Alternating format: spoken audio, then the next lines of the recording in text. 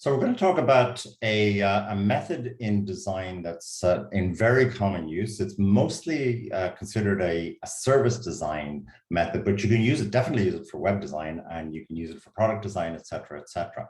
And what it is, it's called journey mapping, sometimes experience mapping. And what it's about is really breaking down an experience into stages, all from the customer's or the user's point of view. Let me talk a little more about it. So why would you use it to begin with? Well, first of all, every experience you have has identifiable stages. If you were thinking about, for instance, taking your children to the zoo or taking your brothers and sisters to the zoo, then there'd be a stage when you would actually plan the experience, a stage when you travel there, you'd maybe get to the zoo, you'd buy your tickets, you'd then go from one part of the zoo to another to see the different animals. You might stop and have a meal. You'd eventually leave and you go home. And that's the entire experience from end to end, but it can be divided into those chunks. And your thoughts and the children's thoughts, if you like, are going to change as you go through that experience. Some parts of it are boring. For some people, the planning part is pretty boring. Other people, they find that the most exciting part. And then as you see different animals, the emotions, the actions, the behavior, all of that's going to change from stage to stage. And what journey mapping allows you to do is to sort of talk about that and to think about what might be happening. There's a great rule in psychology called the peak end rule. And it's the idea that people remember the highs and the lows of an experience and what happens at the end. So one of the really good uses of journey mapping is to really identify where those peaks and troughs are and what the end point is of the experience for users. So you can get a sense of, well, what will people actually take away from this experience? And then by breaking it down, you can see then where are there experiences, are there opportunities for improvement of the experience and in particular parts of it, or maybe even complete reinvention of the experience. So how do you do it? Well, you start first of all by identifying where the experience begins and ends. And that's going to depend a lot on what the problem is that you're trying to solve. If you think about the zoo experience, you could start at the planning stage. And if what the zoo wants to do is to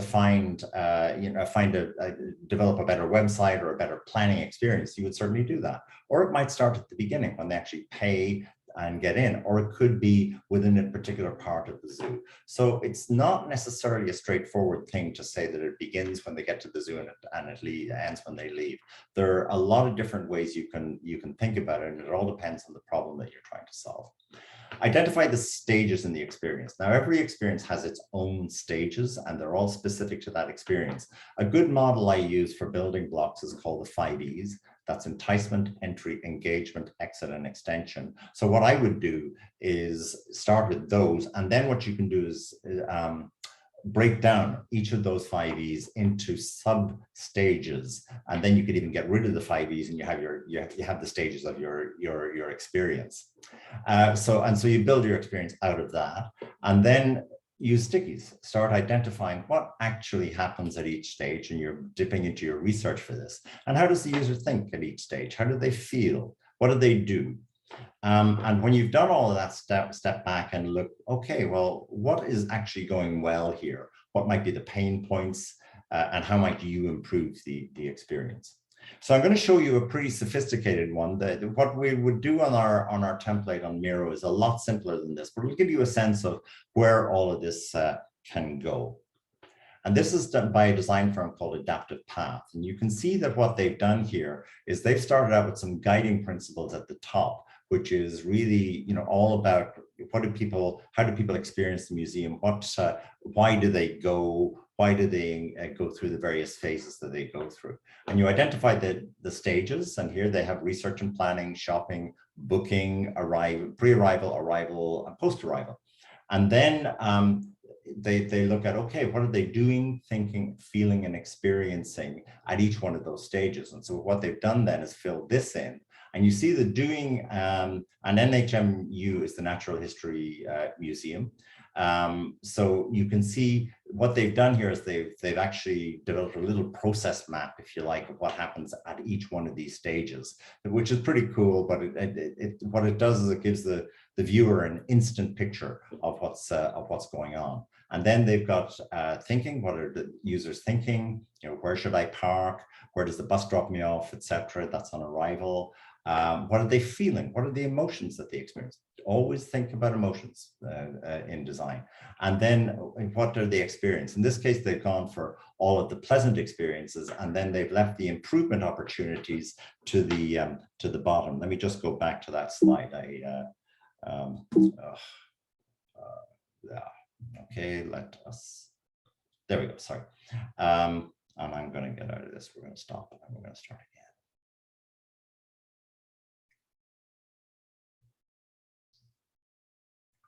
Okay, so we're going to talk about a method that is used all over the place in design. It's primarily considered a service design tool, but it can be used for websites. It can be used even for products of various kinds. It's called journey mapping, often called experience mapping. Whatever you call it, what it's doing is breaking an experience down into stages and then analyzing what is the customer or user experience at each stage.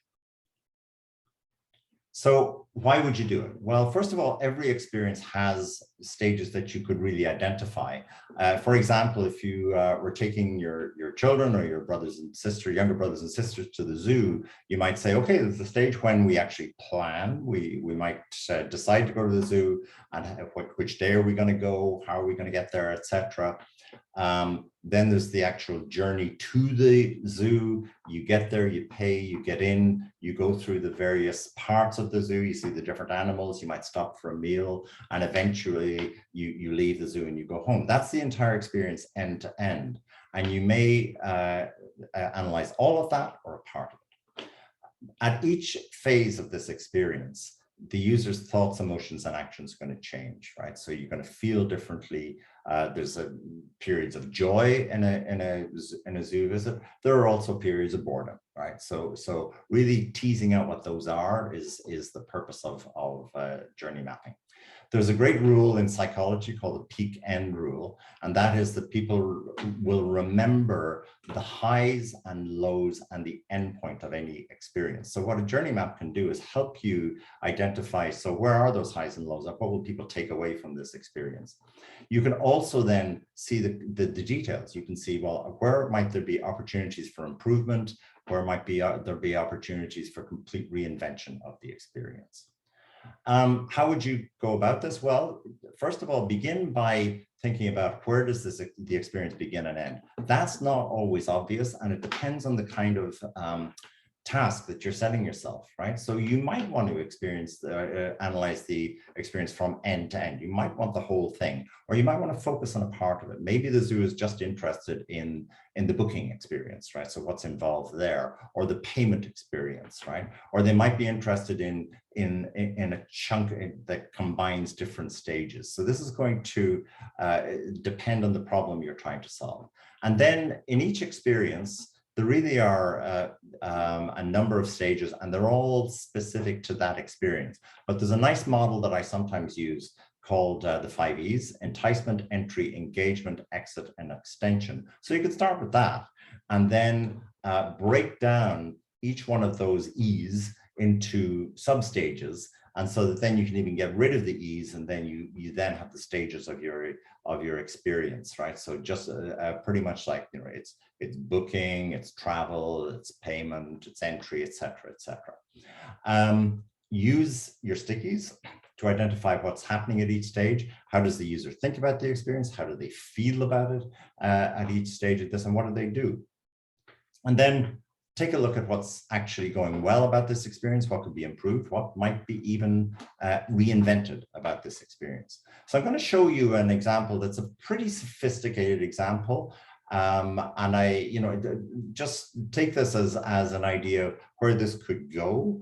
What we'll do on the Miro board would be a bit simpler than that, but this is kind of to give you a sense of what these things look like in practice. And this is by a design firm called Adaptive Path. And what they're doing is analyzing the experience at the Natural History Museum. And they start out with some guiding principles. You can see guiding principles as you begin to understand the journey. People go to museums because it helps the community and expands research, etc. So there's a bunch of principles there. And then they've identified the stages: research and planning, shopping, booking, pre-arrival, arrival, and post-arrival. All of those stages, much like the zoo experience that I described.